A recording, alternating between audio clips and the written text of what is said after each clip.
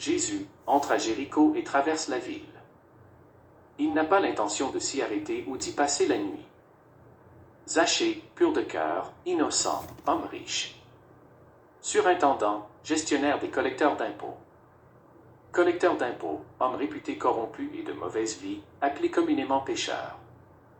Zachée a un problème, une limitation naturelle, il est un homme de petite taille. Ce qui ne lui empêchait pas de mener sa vie courante. Zachée cherchait à voir qui était Jésus, pas à voir Jésus.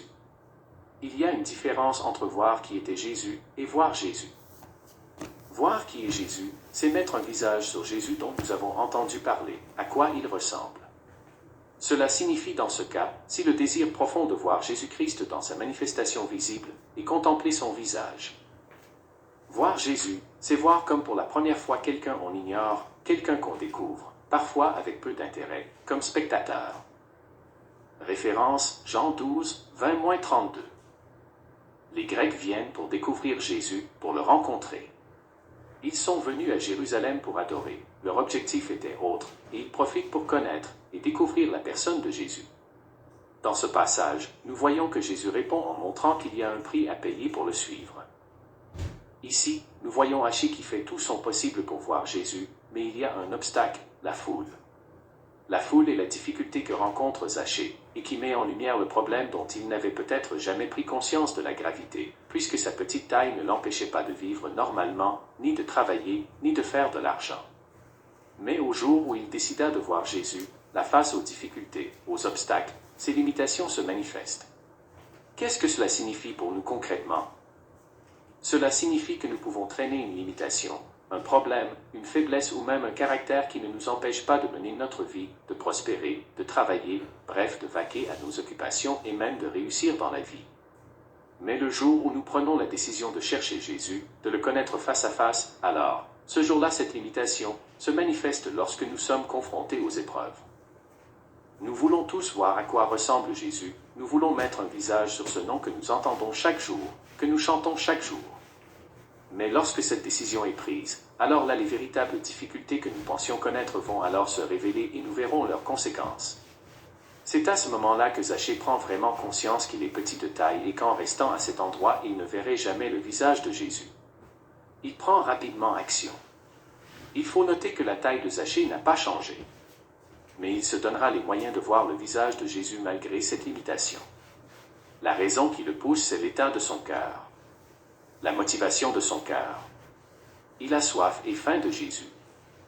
Lui un surintendant, lui un homme riche, lui un homme considéré parmi ses pairs, il n'a pas eu honte de chercher à voir Jésus jusqu'à monter sur un sycomore. Oui, s'il restait au niveau du sol, il n'aurait jamais vu le visage de Jésus.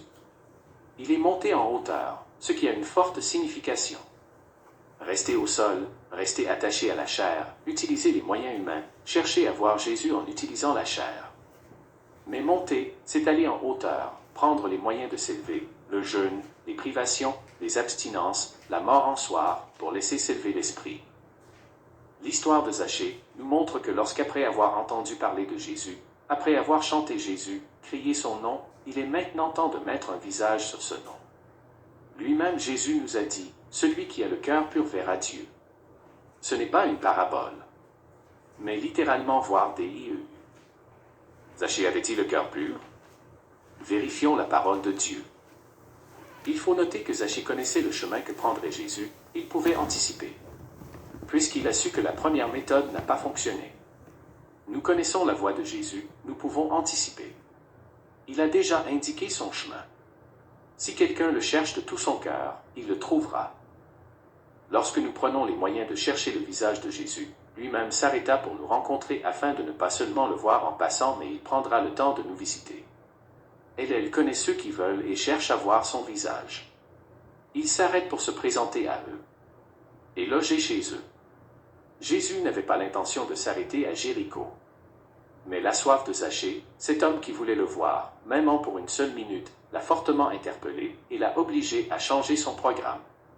Il est venu loger chez Zachée. Alors si Jésus-Christ voit en nous la soif et l'effort à le chercher, il se manifestera à nous et nous visitera. La soif, l'effort et la pureté du cœur. Nous voyons que Zachée était stéréotypé par ses contemporains. Il était classé comme pécheur à cause du type de travail qu'il faisait. Personne ne savait s'il effectuait son travail justement ou pas. Mais comme il était publicain, tous l'avaient déjà classé comme pécheur. Ainsi, nous classons des personnes parce que nous supposons que leurs activités sont mauvaises. Ou alors parce qu'elles ne vont pas à l'église comme nous. Nous pensons qu'elles sont perdues et que nous sommes sauvés. Mais Dieu lui a toute une autre lecture de la réalité. En fait, Dieu lui regarde la profondeur de l'homme pour voir son cœur, et le cœur de Zachée est tout autre que ce que les apparences laissent savoir. Eux parlaient contre Zachée, mais Zachée, lui, cherchait à voir Jésus, et était content d'être dans sa présence, et de le recevoir. Il ne se moqua pas de lui, comme plusieurs l'ont. Zachée n'a jamais prétendu être juste ou bon, ou encore saint. Mais il désirait simplement voir le visage du Seigneur. À peine le Seigneur est-il entré chez lui, et sans rien lui demander, ni lui imposer, Zachée fait immédiatement ce que les autres avaient la difficulté à faire. Donner aux pauvres la moitié de sa richesse. Ce qui prouve que son cœur n'était attaché aux biens de la terre. Bien plus encore, il scrute sa vie, et dit que s'il a pris quelque chose à quelqu'un injustement, il lui rendra 4 fois. Il dit, s'il, ce qui suppose que de prime abord, ce n'est pas sa pratique, mais si accidentellement ou sans le savoir, il l'a fait, il restituera 4 fois.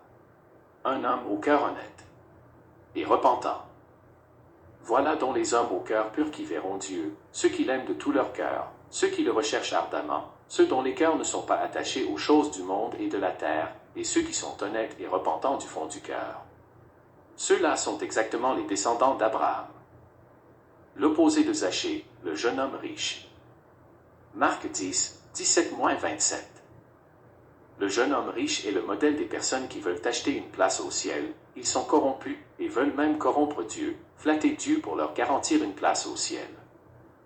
Il est aussi l'image des personnes qui pratiquent la religion sans l'amour de Dieu dans leur cœur, de façon formelle. Ils sont foncièrement attachés aux choses du monde et les plaisirs de la terre. La religion qu'ils pratiquent est juste pour la forme, mais pas dans la vérité. Ils ne cherchent pas Dieu dans la vérité, ni du fond de leur cœur, mais dans la superficialité. Ceci parce que le cœur est attaché aux choses du monde.